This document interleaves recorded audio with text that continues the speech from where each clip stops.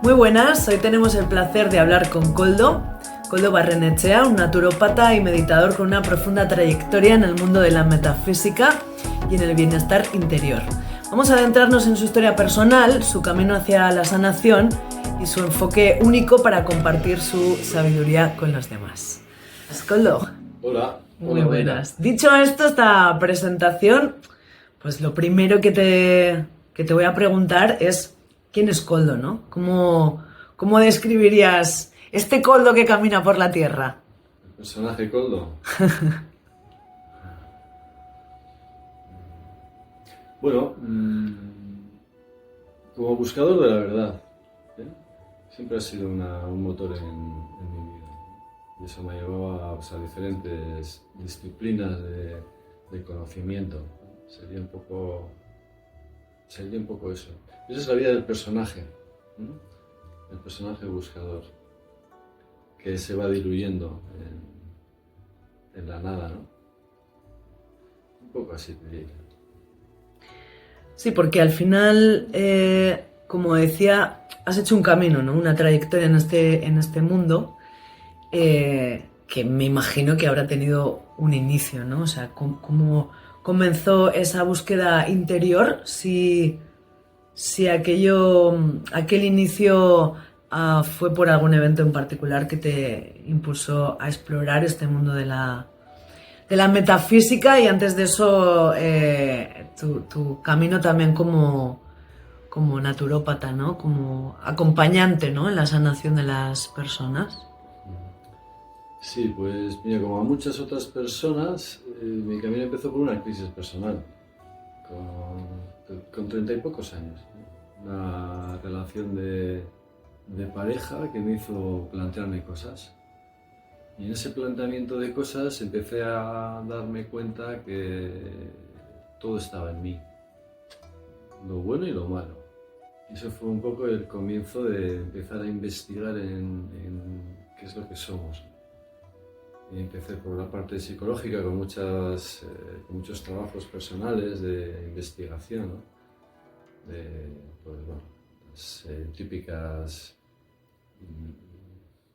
Los típicos trabajos de Revicin, el renacimiento, constelaciones familiares, bueno, todo un bagaje de trabajos personales para ir teniendo un poco más a este personaje, ¿no? De cómo funcionaba. Y eso me llevó a sitios más profundos, porque me di cuenta que ese personaje era un constructo. Y entonces ahí empecé a indagar en el mundo de la meditación, ¿no? Investigué en el budismo y luego llegó el Advaita, que fue lo que realmente pues, ha sido para mí un pilar fundamental. Del Advaita vamos a hablar más tarde, que tú ya quieres ahí meterte en el meollo. Claro, entonces ese evento, ¿no? Digamos que es que podemos llamar de sufrimiento, ¿no? De infierno, sí. Es el que te impulsa a buscar, ¿no? Que exacto, es un poco lo que le ocurre a las personas en mucha general. Gente, sí. A veces hay búsquedas que surgen de forma natural, ¿no? En mí surgió de esa manera. Pero es difícil, ¿no? ¿Qué porcentaje, qué tanto de personas crees que pueden iniciar su búsqueda de manera natural, así como muy orgánica? ¿O qué tanto de personas necesitan ese infierno? Pues yo creo que el 99% necesita del infierno, porque estamos acostumbrados a estar en nuestra zona de confort, y si estás ahí no buscas nada, porque estás en zona de confort. Entonces lo normal es que haya algo, algún suceso, algún evento, alguna persona que te sacuda las entrañas para empezar a mirar, ¿no? A mirar de otra manera. Y es a mirar de otra manera, porque no es a arreglar la situación, ¿sí? Porque si te quedas sin arreglar la situación, eso no te lleva a ningún lado. Es mirar a lo profundo, es mirarte a ti, ¿no? ¿Qué está pasando en mí que me lleva a generarme esta historia, ¿no? Este sufrimiento, cuando en realidad parece que no tiene consistencia en sí misma. Claro, esto es un poco, ¿no? Lo que ayudas, ¿no? Acompañas a las personas a que comprendan, ¿no? Que en ese camino de la sanación es inevitable ir pasando por lugares que son incómodos, que son difíciles de atravesar. Y es un poco cambiar, como dices tú, ¿no? El foco, donde estás poniendo el foco del problema, entre comillas, ¿no? Entonces, tú comenzaste a ver que las personas sufrían y por eso comenzaste a ayudarles o acompañarles en su sanación, como yo creo que muchos se inician así, ¿no? Bueno, he atravesado esto y se puede salir y se puede salir del infierno, ¿no? Sí, como siempre ha habido una tendencia natural a enseñar y a mostrar, eso lo tengo desde pequeñito. Cuando empecé a ver las salidas de los infiernos, pues empecé a compartirlo, ¿no? Y ahí empezó un poco toda mi formación en las diferentes ramas de la naturopatía, para hacer ese acompañamiento. Yo lo veo acompañamiento porque la comprensión tiene que nacer de cada cual, de cada quien. No es convertirte tú en el salvador de nadie, sino dar herramientas a las personas para que cada quien vaya haciendo su propio camino. Y ahí empezó un poco el mundo del ayudar con herramientas terapéuticas, ¿no? Desde pequeñito tu necesidad de enseñar era natural, o sea, te salía de una manera natural. Todo lo que tú ibas aprendiendo, a los demás les decías, mira, mira, mira cómo se hace esto. A mí hay una cosa que me sorprende mucho de ti, ¿no? Porque esta persona que tenemos aquí delante es el resultado de todo un camino, ¿no? Pero dado tus inicios, porque tú primero estudiaste ingeniería. Ingeniería, sí. Ajá. Y entonces esas mentes, que fíjate, ¿no? Curiosamente, ingeniería que es alguien ingenioso, ¿no? Alguien capaz de salir de situaciones, sin embargo, parece que esa mente del ingeniero es bastante reacia, ¿no? A la apertura a otras realidades, ¿no? Sí, eso fue una de las causas del conflicto que me generó el sufrimiento. Ajá. Porque mi mente racional no conseguía encontrar soluciones racionales a lo que estaba pasando, ¿no? Entonces el investigar más en mí, en este personaje, me abrió las puertas a tomar conciencia de que había otra forma de percibir, ¿no? Que es un poco la forma sensitiva, perceptiva, sensible, que muchas veces culturalmente el hombre no está abierto a ello, ¿no? Y bueno, eso fue todo un descubrimiento. ¿Y eso fue conflictivo para ti? No en sí mismo, pero sí el atreverme ¿sí? A poder vivir desde ese otro mundo, que lo veo compaginando perfectamente ya el resto de mi vida. Es como una integración de las dos mentes, ¿no? La racional y la emocional, ¿no? Por decirlo de alguna manera. Eso fue importante. Qué interesante, ¿no? Porque en este habías mencionado una cosa muy interesante acerca del enseñar, ¿no? Y del acompañar, ¿no? Que la comprensión de la otra persona no está en tu mano, ¿no?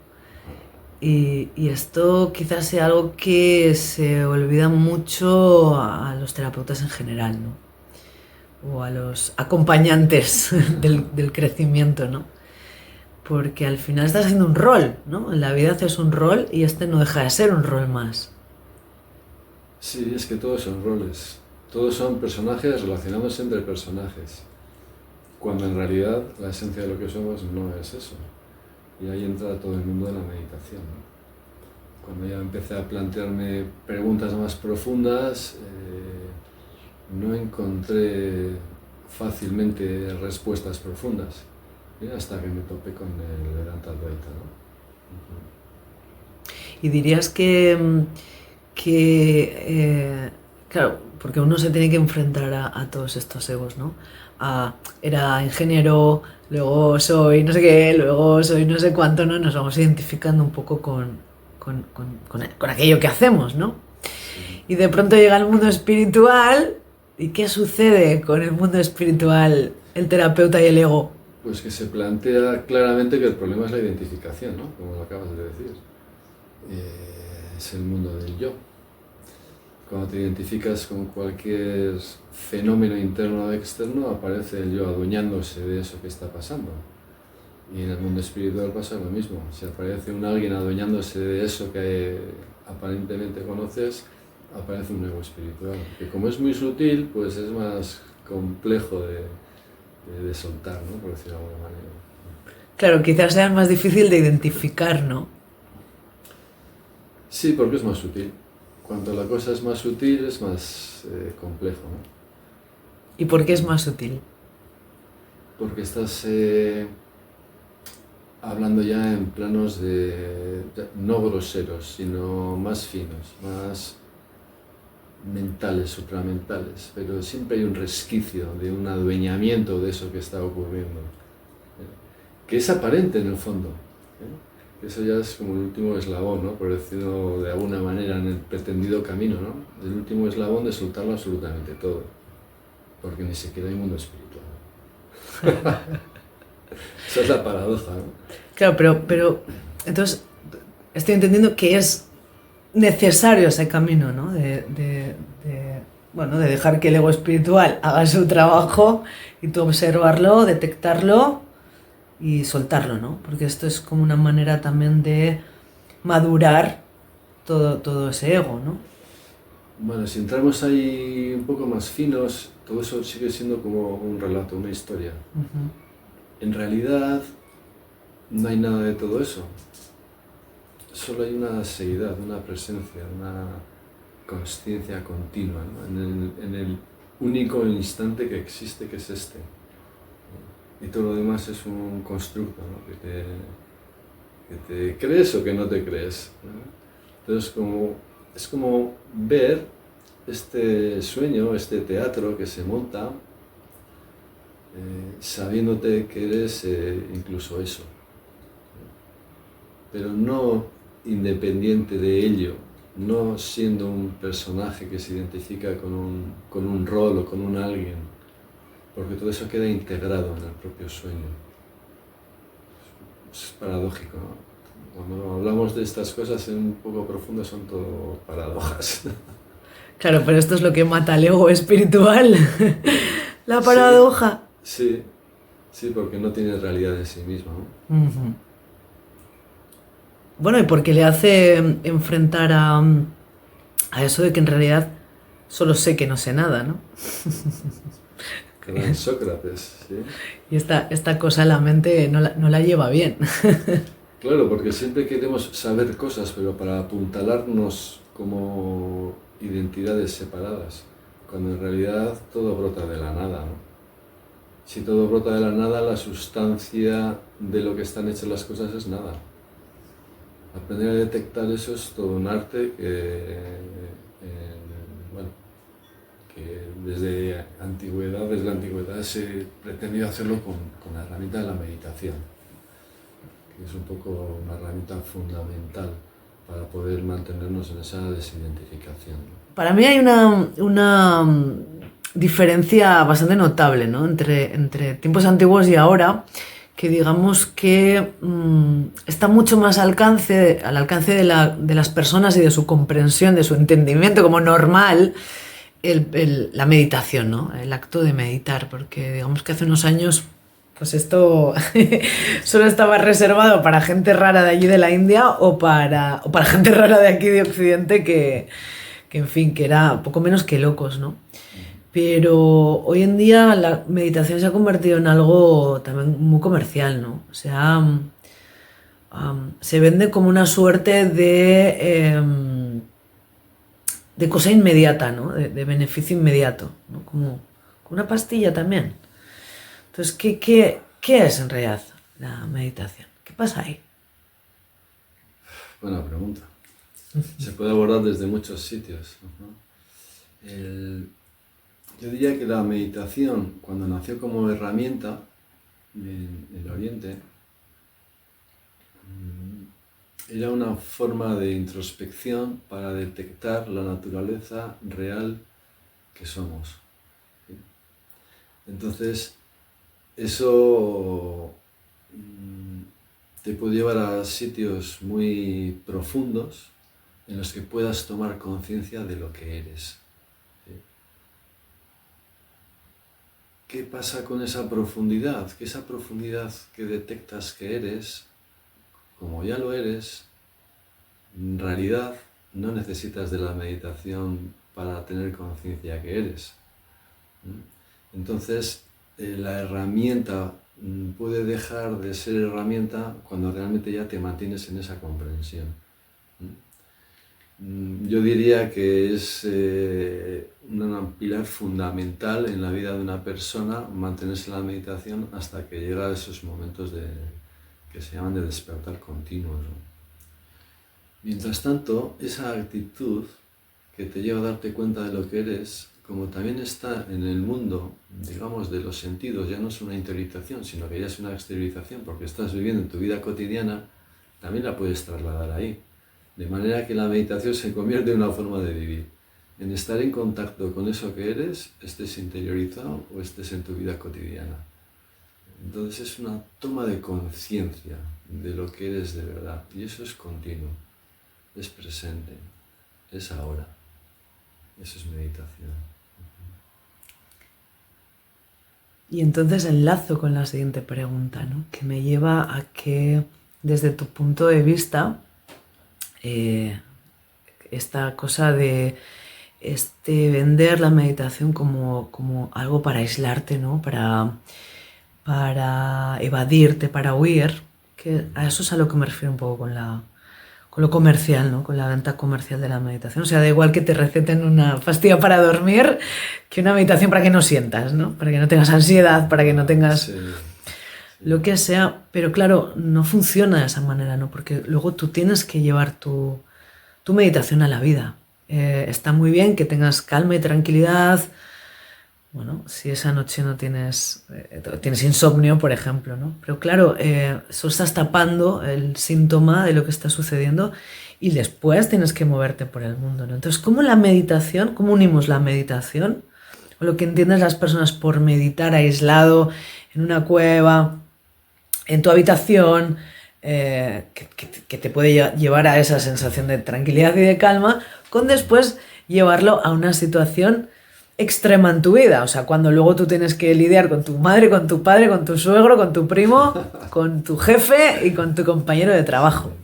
Y con el sistema entero. Has tocado ahí varias cosas, ¿sí? A ver si se les da un poco de orden. Mucha gente, por no enfrentar sus problemas en su vida cotidiana, se van buscando las soluciones en el mundo espiritual, en el mundo de la meditación, ¿sí? Eso realmente no es entrar en el mundo de la meditación, es intentar evadir tus responsabilidades en tu vida. Si tienes problemas en tu vida, tienes que enfrentarlos. Más que enfrentarlos, diría afrontarlos. ¿Sí? ¿Qué está pasando aquí? Y ahí podemos ya hacer un puente entre eso que está pasando, que no es más que una expresión de ti mismo, porque todo es una expresión de ti mismo, y eso hay que meterle mano a ver qué está pasando ahí contigo. Y otra cosa es la meditación en sí misma, ¿sí? Cuando un yo se madura porque está ya hecho, a medida que va afrontando un montón de historias y va encontrando soluciones, etcétera, etcétera, empiezan a llegar a otro nivel de profundidad en esa, digamos, búsqueda que aparece. Ahí el mundo de la meditación ya no nos sirve como paliativo de tus problemas, que es lo que la mayor parte de la gente hace, ¿no? Sino como una búsqueda profunda de conocerte, ¿no? Cuando tú estás en la búsqueda profunda de conocerte, no tienes miedo de enfrentar las historias afrontar las historias que aparecen en tu vida, y empiezas a caminar ya desde un lugar que es muy diferente. Porque la atención, que es fundamental a la hora de vivir, empieza a estar tan presente todo el rato que te conviertes en atención. Y esa atención la puedes hacer en tu interioridad o en tu vida cotidiana, ¿sí? Entonces lo que decimos es, estate atento, ¿no?, a las cosas que están ocurriendo, para no despistarte ni irte con tus ideas, con tu mente, o para despistarte con cualquier tipo de situación que pueda ocurrir. Entonces, por un lado vamos a afrontar nuestra vida, por otro lado vamos a meditar. Y hay gente que medita sin afrontar sus historias, y entonces dicen, joder, está en un retiro maravilloso, pero he vuelto a casa y vaya Cristo que he tenido. Pues eso es muy paradójico, ¿no? Porque ahí hay cosas que están sin resolver. Hay que resolver. las cosas que aparecen, ¿no? De alguna manera. Cuando damos ya un salto muy grande y aparece un sinsentido absolutamente en todas las cosas, en realidad tampoco hay nada que afrontar, porque no hay nadie enfrente de ti que no sea diferente de ti mismo, ¿no? Y ahí hablamos ya de los términos de no dualidad, de que en realidad solo hay ser, entonces solo es manifestación, solo hay presente. Y este es el Advaita, ¿verdad? Y ahí entramos en la vuelta, sí, sí. Entonces, en la no dualidad, desde el punto de vista Advaita, y en este ejemplo que poníamos de tener un enfrentamiento, un conflicto, un desacuerdo, ¿no? Estas cosas que nos suceden en la vida, ¿cómo, desde ese punto de vista, qué es lo que significa exactamente la no dualidad? No dualidad, que en sánscrito es Advaita, Advaita quiere decir no dualidad, quiere decir que no hay dos. No hay dos en la percepción. ¿Sí? Es decir, cuando estudiamos lo que ocurre en la vida a través de lo que llamamos sujeto y objeto, digamos que eso se difumina. No hay una real separación en la percepción.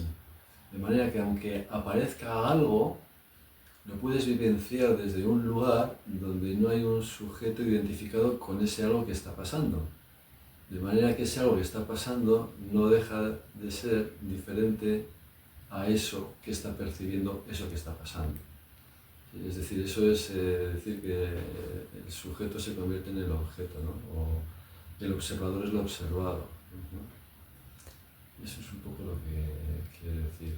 Entonces, eso no quiere decir que desaparezcan los conflictos. Lo único que desaparece es el personaje que se identifica con ellos. De manera que si tienes un conflicto, pues lo tienes que afrontar, porque la vida te lleva a estar allí, en ese movimiento, pero no se hace de manera personal. Entonces, ¿tú dirías que todo es perfecto? Todo está bien, todo es perfecto. Solo cabe un decir sí a todas las cosas. Todo es perfecto. Entonces, ¿cómo se integra el Advaita en tu trabajo y en tus enseñanzas? Se vive, ¿no? Se vive desde ahí. Por ejemplo, en la consulta, cuando estás en un estado presencial potente, ¿no? porque se da solo, de alguna manera ese campo, por decirlo de alguna manera, afecta a la persona con la que estás. Y eso hace que los nudos que pueda tener se vayan disolviendo, ¿sí? Es una forma de decirlo. Porque muchas veces, como todo se integra en una persona, todo se integra a través de un sistema de creencias, hacerle tomar conciencia de que ese sistema de creencias es ilusorio, desde ese estado de conciencia no dual, pues hace que muchas veces la persona entre también en esa comprensión, que a veces desconocen. Para eso está bien poder acompañarla y que tome conciencia de eso que está ocurriendo ahí, ¿no? Tienes más que estar en un estado de presencia. Ya sabes qué eres. Es sencillo, ¿no? No es complejo. Y cuando uno toma conciencia de eso, tiene una pequeña experiencia, aunque sea un pequeño haz de luz, ¿no? Un descansito de todo ese sufrimiento, viene la integración de la información, o es el comienzo también. Buena pregunta, porque el atisbo de luz no quiere decir que se quede todo iluminado.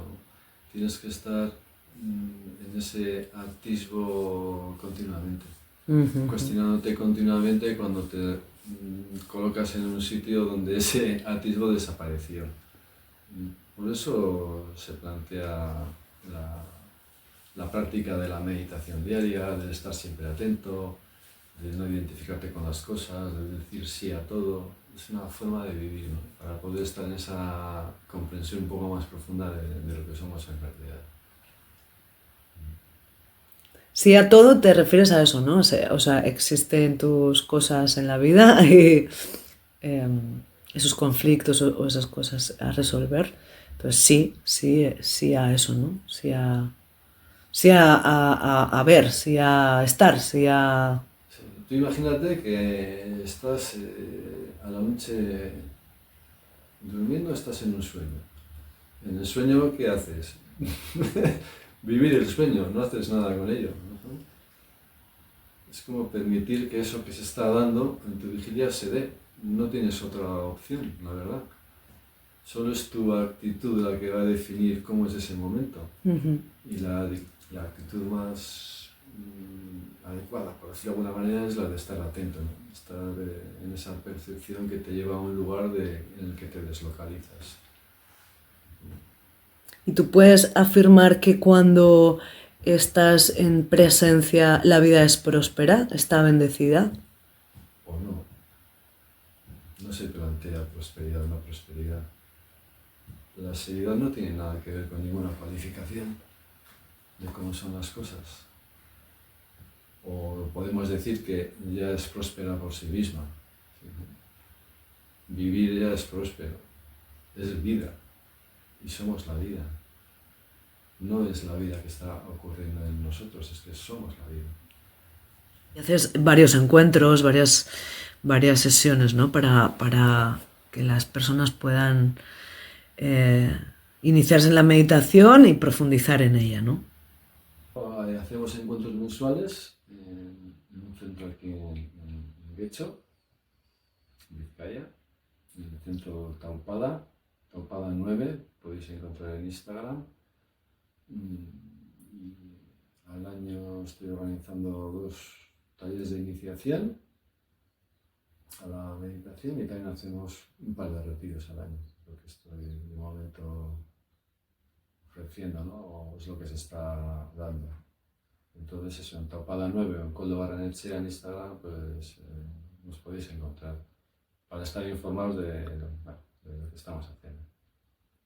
Muy bien, Koldo, pues muchísimas gracias por este ratito y bueno, no sé si quieres añadir algo más para cerrar, te dejo un par de minutos para que pongas el lazo. Bueno, darte muchas gracias a ti por la iniciativa de que esto se dé a conocer un poco más. ¿Sí?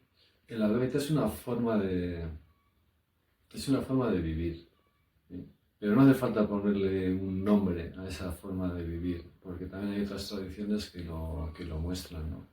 En el taoísmo, en el budismo, en el sufismo. Muestra un poco esa búsqueda que ha habido en el ser humano desde siempre, ¿sí? Y lo paradójico es que cuando esa búsqueda empieza a tocar lo profundo, uno se da cuenta que es que ni siquiera existe esa búsqueda, es la búsqueda del personaje. Y ese personaje es ilusorio, todas las tradiciones lo dicen. Así que enfocarse un poco en la ilusoriedad de lo que aparentemente vivimos está bien para que se vaya deshaciendo esa historia que nos hemos montado. Nos hemos montado una historia y eso no es lo real. Pues montémonos otra.